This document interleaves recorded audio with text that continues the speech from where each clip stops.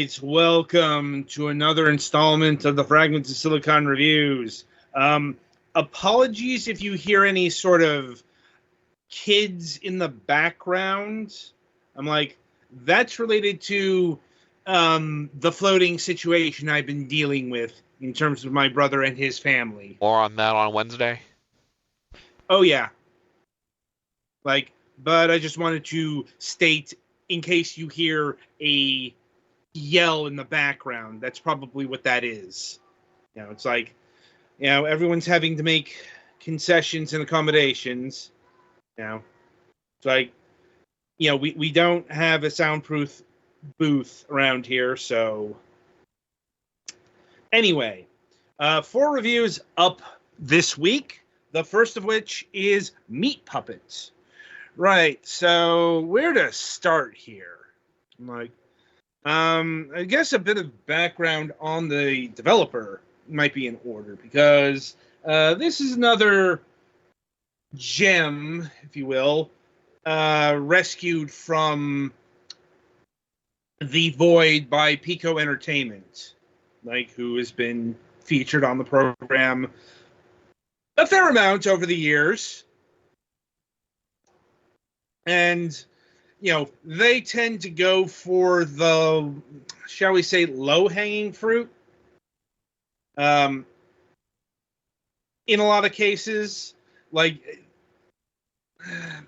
games that are not too hard to rescue, but also not in a lot of demand either, as you might have seen from some of our other Pico Interactive reviews. And Meat Puppet falls right into that bandwidth, because this is probably the most obscure entry from Kronos Digital. If you know them, you probably know them from the Fear Effect series, because they made that as well. In fact, I'm willing to bet that there's probably a lot of cross-pollination in terms of theming between Meat Puppet and the Fear Effect games, at least in the broad strokes, because this is cyberpunk, that's cyberpunk, though the kinds of cyberpunk are very different. Fear Effect is much more Ghost in the Shell. This is, and I can't believe I get to reference this film on any of our shows, but Tetsuo the Iron Man. Oh, hell, boy, you reaching for? Jesus, man. I'm like, it's right in that particular vein of cyberpunk. Oof. Yeah. Which is very nearly pre the cyber part. Yeah. My man is literally digging it's at like bedrock on the at this point. Cyberpunk and industrial punk. Yeah. By the way, this is where I know Unearthed Films from, because they released some of those other Japanese cyberpunk movies over here. But that's getting off base here. But Meat Puppet is definitely like Tetsuo. It's in the name, Meat Puppet. Because, that's kind of who you are. Now I'll grant I didn't get too far in the game, and I'll get into that. But, the theming here is a lot grungier, a lot more industrial than a lot of cyberpunk tends to be.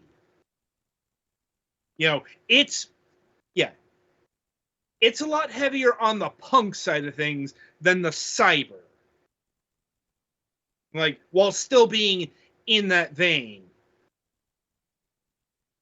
And that's kind of reflected in the environments, unfortunately. Because, while that can be very important theming, it's not too interesting to look at in a isometric video game, because you know what that ends up translating into? a lot of gray. Just a lot of gray industrial zones. It's bleak. I'll give it that. It does have, that particular brand of, mechanical hopelessness, if you will. But, it just makes it looking like a 7th generation game, just lacking a dimension and some fidelity here. If you don't want to know what I'm talking about, back when desaturation was the big in thing in AAA video games, to the point where just all the color would be drained. Like, looking at you, Resistance. That's kind of what we got here, but like it's intentional theming. Like, anyway, you play as Lotos Abstraction. I'm like, I think David Cage wants to sue for gimmick infringement here. To be on the nose.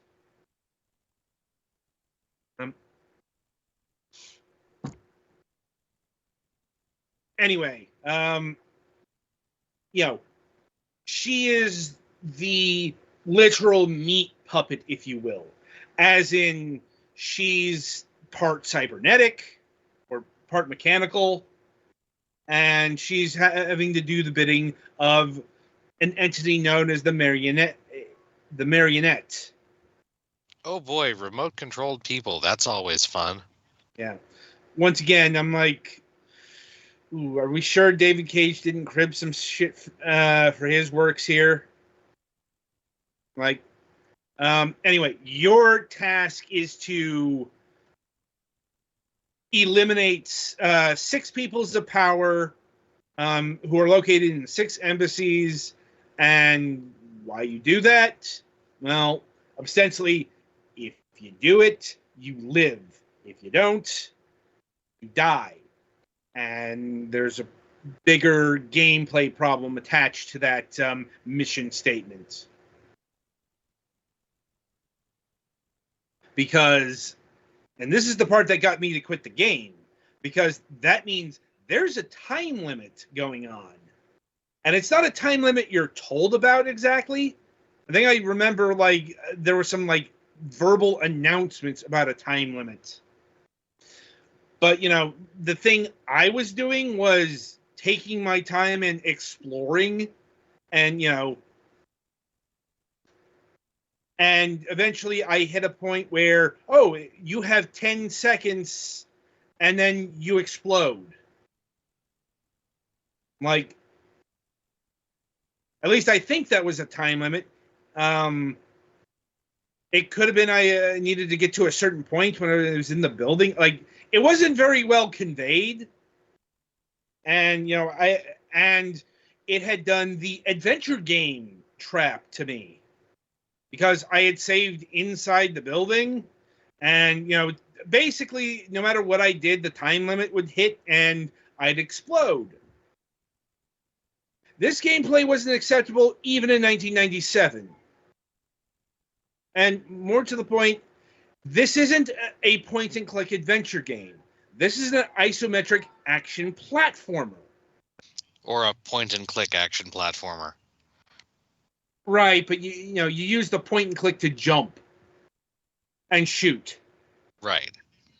It's like, to quote Yahtzee, it's the world's simplest puzzle.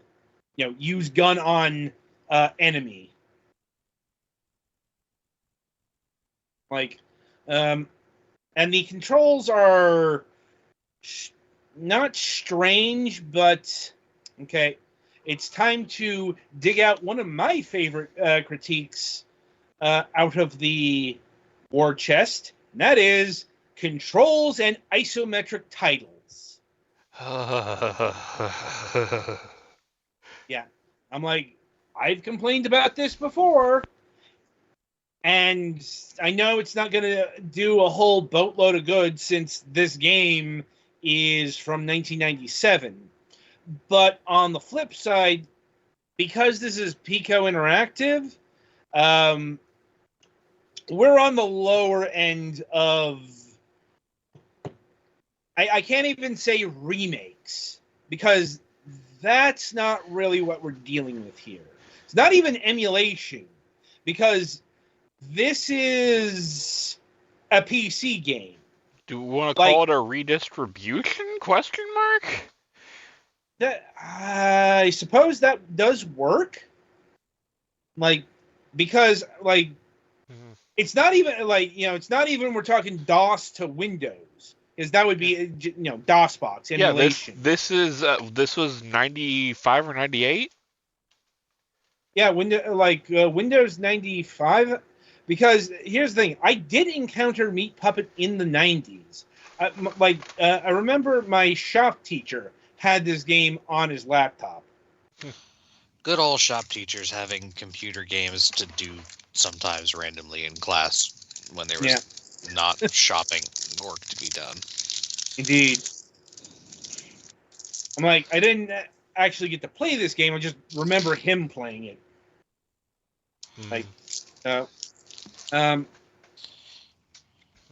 So this game is another curio in that it's aping a couple of fairly popular early 90s cyberpunk adventure games, but those are kind of different.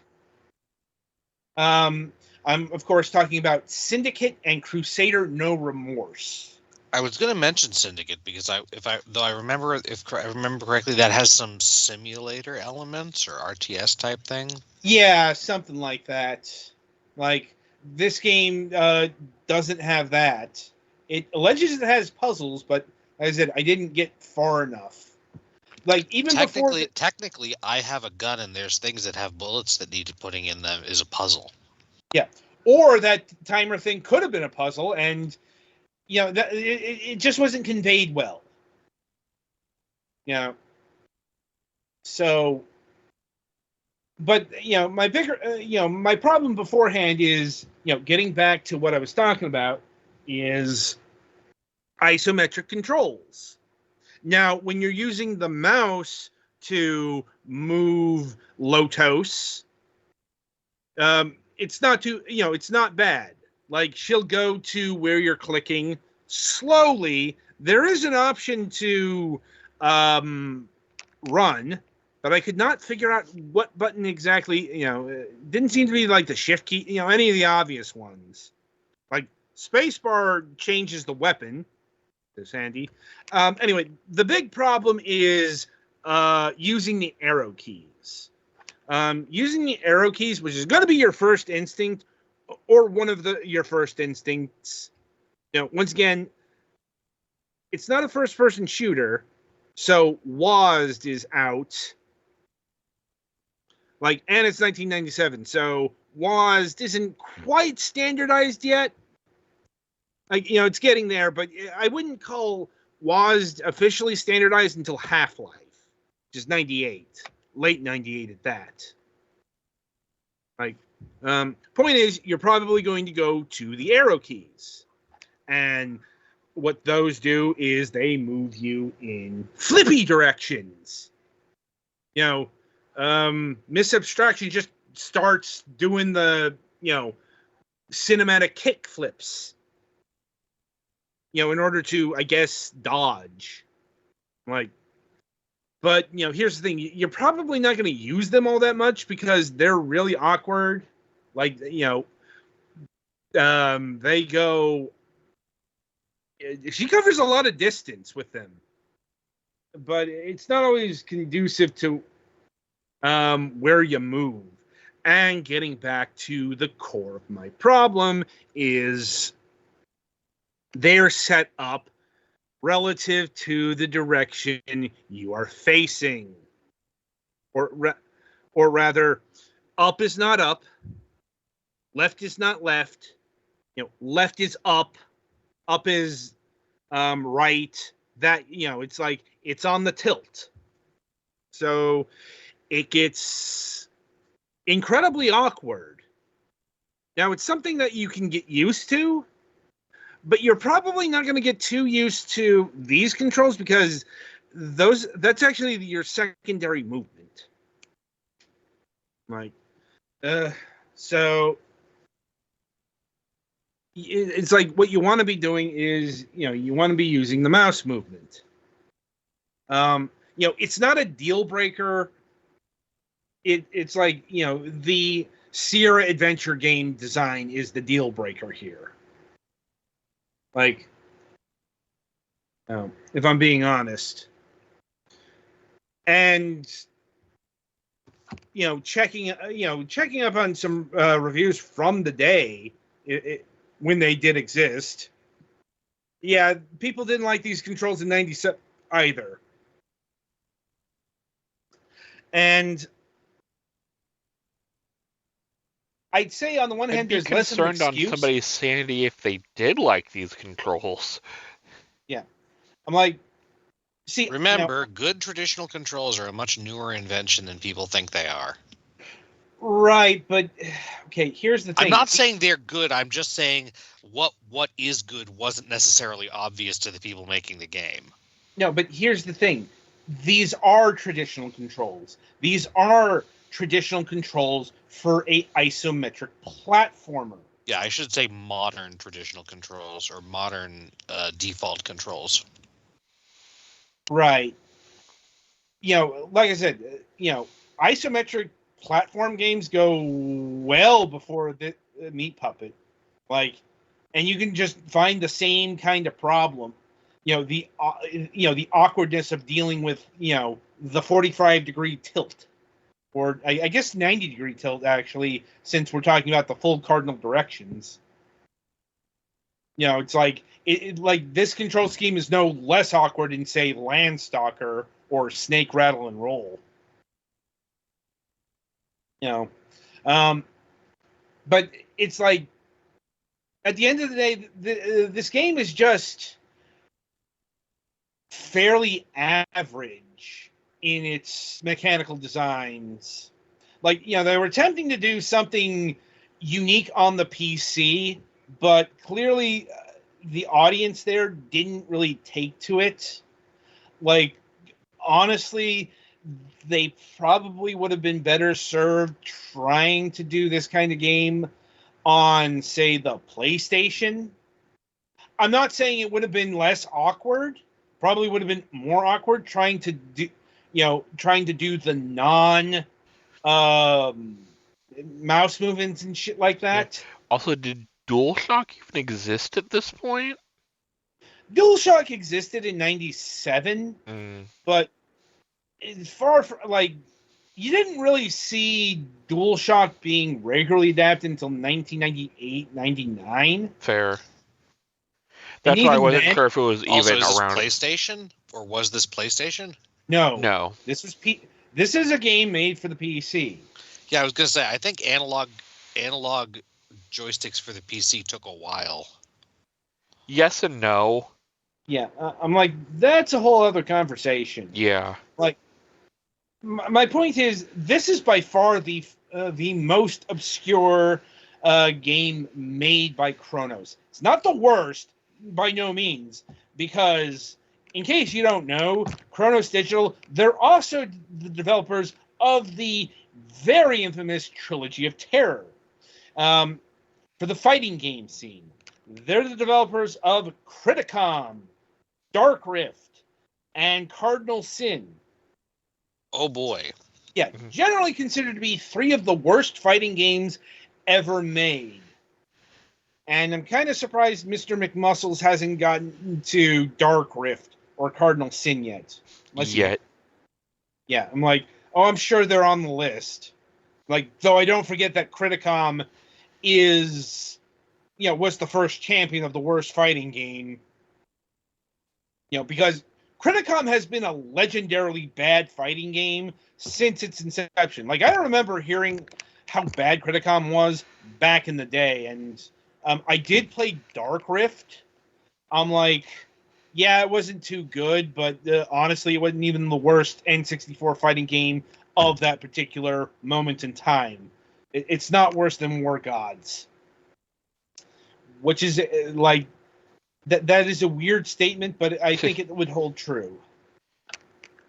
Like, anyway, so tying everything together, the big issue here is not so much the awkward and gangly controls. Once again, it comes from 1997.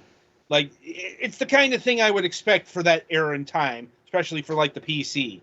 Like, honestly, on balance, it has better controls than other isometric platform games, because I can use the mouse to jump. It's just, Jesus Christ, why would you make an isometric platform game? I know there were reasons. Yeah. I'm like,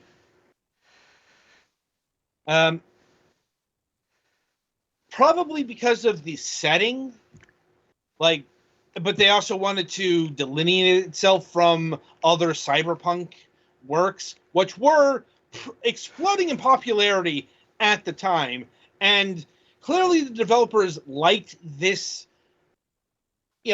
overall genre, because once again, they went on to do the Fear Effect series, and Fear Effect, different sort of cyberpunk, but very much in that mold. I'm like, it's just, I don't think they wanted to get compared to Syndicates even more than as much as they did. Like, anyway, getting back to what I'm saying, this was released by Pico, which is, once again, they're on the lower end of the re-release circuit, because, if it's a thing from, if it's a game from Night Dive, it's a game from, like, Digital Eclipse, you're generally in good hands. I know that Digital Eclipse, have had their emulation problems, but still, they're considered to be in the top tier now, with Night Dive arguably being the best in terms of overall care and packaging, and more specifically, quality of life features. Put it to you this way.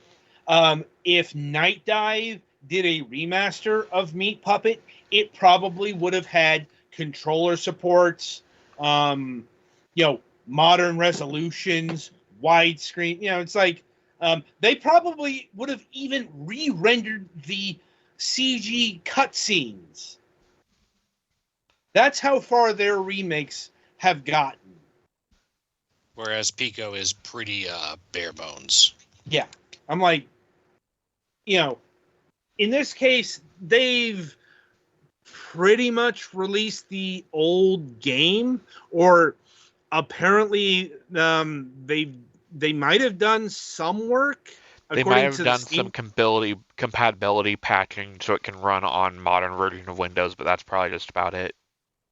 I'm like, well, reading the first review on the Steam page, in regard, like, somebody who had the game is noting that it launches on Windows 7 and 10 smoothly, and Windows 11, which definitely says to me that there was some compatibility checking. Yeah. Which puts them above the absolute worst tiers, because I don't even think you can get away with that anymore. Yeah, Steam is actually cracking down on just dumping the original game files untouched onto Steam. Yeah. I'm like, or at the very least, they have to work. Because, that was like a problem with even like Night Dive releases 10 years ago. Granted, Night Dive, 10 years ago was a very different company. Not so much a very different company. They're a much smaller and less technically capable company. Like, they are larger, but not that much. They're more than like 2 people. Right. But anyway, what's being noted here is the cutscenes have been scaled down. Like, which does make sense because the cutscenes are poster stamp sized. When at the very least they should be like 640 by 480 or something like that. Granted, yeah, it doesn't have any type of scalers for modern resolution, so that's just what. We're talking about the cutscenes here, which is a bit unusual. Well, that's what they look like on like a 1080p display. It's that exact resolution. Okay, so I'm just noting the review here saying that the cutscenes are actively being scaled down, which didn't sound right to me either. It's not scaled down. They're not using modern scalers to scale it up. It's basically, the old game, but presented as, pretty much as is. Mm-hmm. And like I said, that's kind of the barest of bare minimums of it in terms of acceptability. Right. Like, and I'm pretty sure that, there's going to be people who are into that.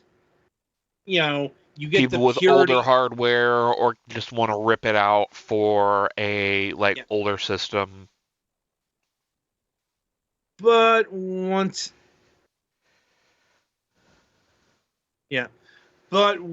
again, I'm not sure how many people are yearning for that in terms of Meat Puppet. Yeah. If it was another game like I'm pretty sure this game has its fans. Oh yeah. That's typically why games get re-released. Even if it's just the dev was a fan of it. Yeah. I'm like, we've had plenty of those. Yes, we have. In this case, there's not all that many. Right. To the point where I could, find clusters of them. That's how obscure this game is.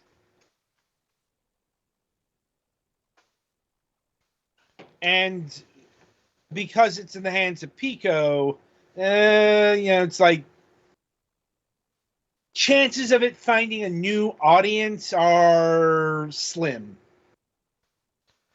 I mean, fair though, at least it exists in a format that, audiences can get to it compared to, only way it can be experienced is having original discs or the Pirate Bay. Yeah, true. But I feel like this is the kind of game that someone like, let's say Civi 11. I know this isn't exactly his field, but it's adjacent. Him marveling that this game is available for money. Right. Yeah. And so, at the end of the day, we still want old games to come out, even if they were kind of crappy. This is true. Because that's what preservation is about, boys and girls. Yes.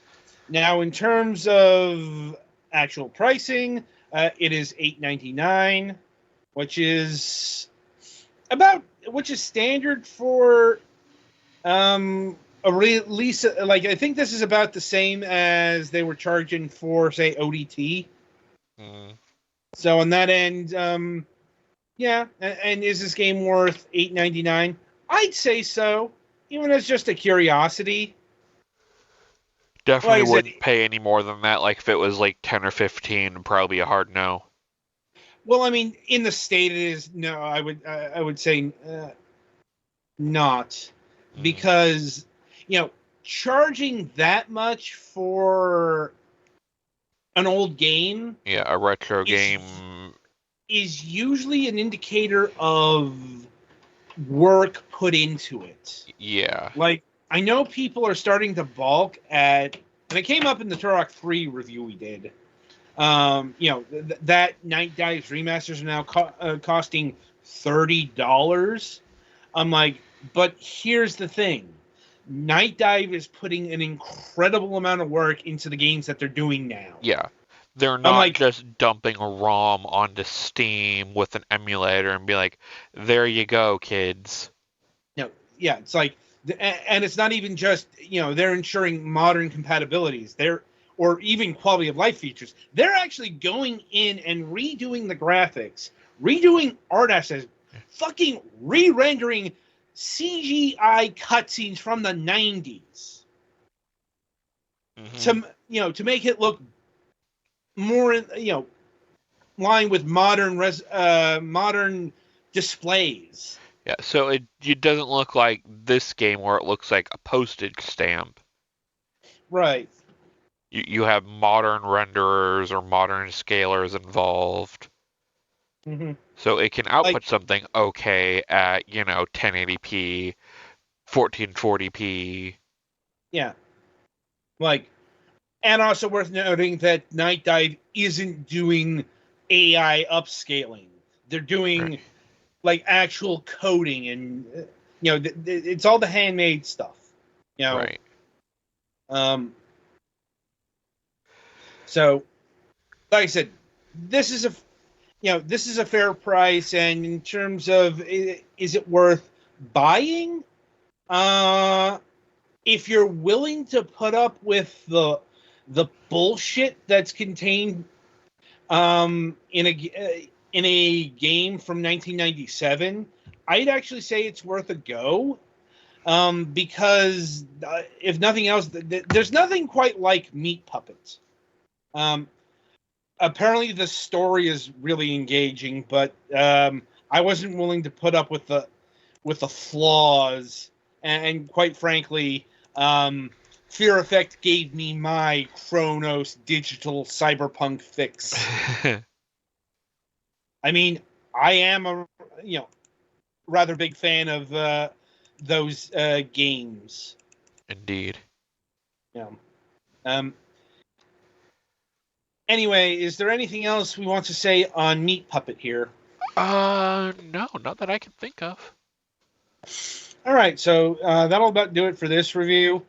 Be sure to tune in after the break, as Petty will be reviewing Looking Up, I Only See a Ceiling.